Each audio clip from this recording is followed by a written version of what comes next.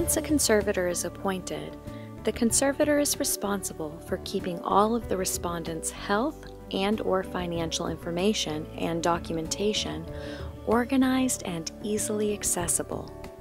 If there is not an efficient strategy to keep all of the respondent's documentation organized, the conservator will most likely not be prepared to present it to the court, healthcare providers, or other entities that need the respondent's information in order to properly care for the respondent when necessary.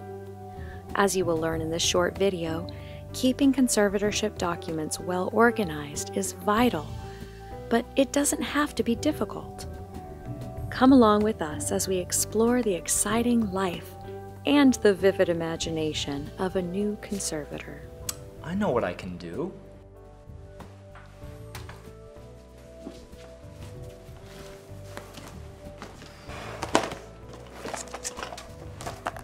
Binders, labels, color coding. I can use green for Social Security income, yellow for pension, and then the blue for the expenses, like payments to the caregivers and utility payments. So, in addition to the order establishing the conservatorship and the letters of the conservatorship, I need to put the property management plan in the front of the binder because that's where my roles and responsibilities are defined.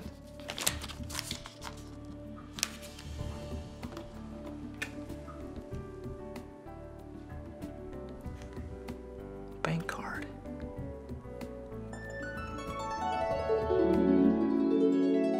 Okay, great. I'm so glad you're here today. So we're going to get started with the accountant on this conservatorship. Okay. And I think I asked you to bring some bank statements. So if you could go ahead and Yes. provide me with those, that would be Bank great. We'll get started. Bank statements.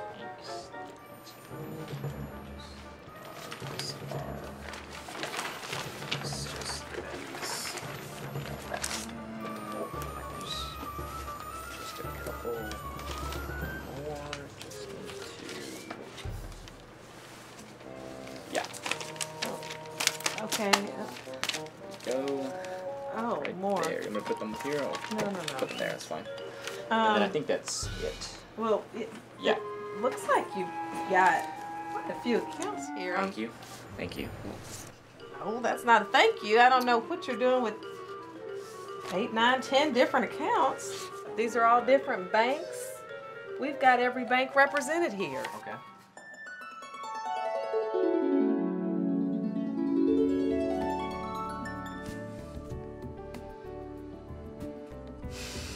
Well, I'm gonna have to keep all of these bank statements organized in a neat, concise way. I know. I'll keep them in file folders, organized by month, one folder for each month. This will make sure that my bank statements are completely and neatly organized.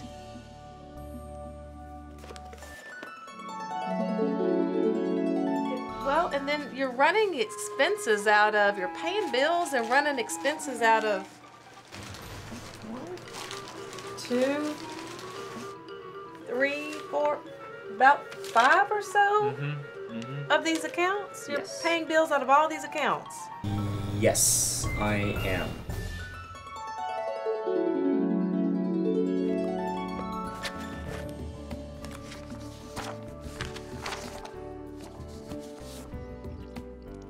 Okay, so what I should probably do is just use one checking account to pay all of the expenses. It should make accounting much, much easier to just have one place to track all of the expenditures. I'll put the excess funds in the savings account and then transfer money to the checking account to pay bills as needed.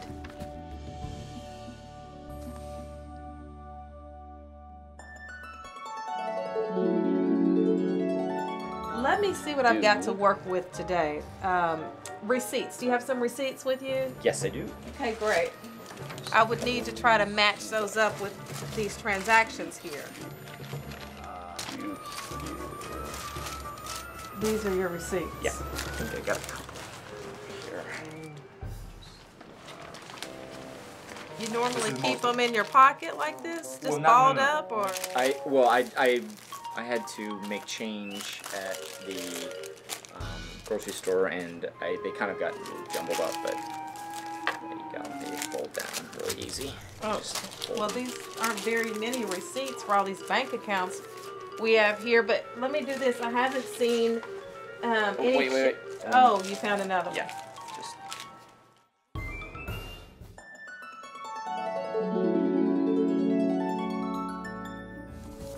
I definitely need to keep all the invoices and bills as well as the receipts for any of the expenditures that were made with Pat's money. I'll also scan in the receipts by taping them onto a sheet of paper and then filing them away in the appropriate month.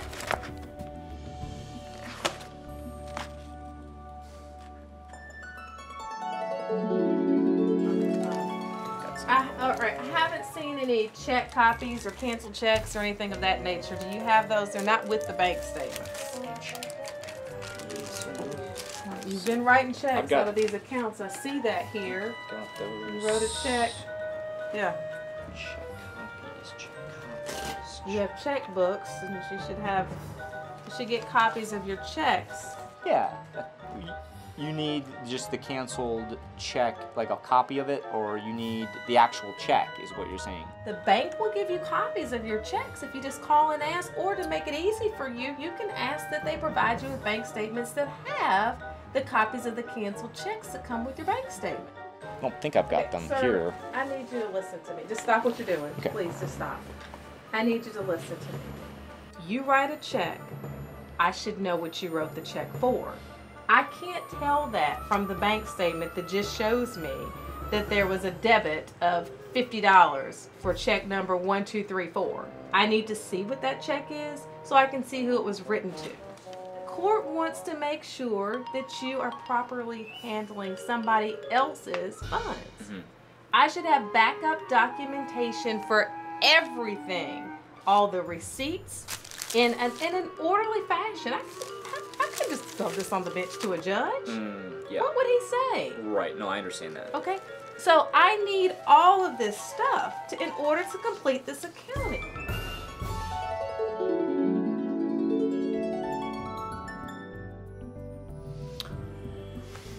I'll need to keep a running register of all deposits and expenses from the checking account and keep copies of all the checks written. I'll also need to write down the source for all the deposits in the register and include the corresponding documentation. I could write it down in a notepad, and I know that's okay, but since I have a computer, I'll go ahead and make a register. Details of what I am paying for. I think I'll have a separate file for each account. Place a printed copy of the statement in each folder and organize by month. I'll make sure to print front and back copies of each check as well and put those in the folder for the month they were written. I'll keep up with this on an ongoing monthly basis, so it's not a big task when it's time to do accounting. Oh yeah.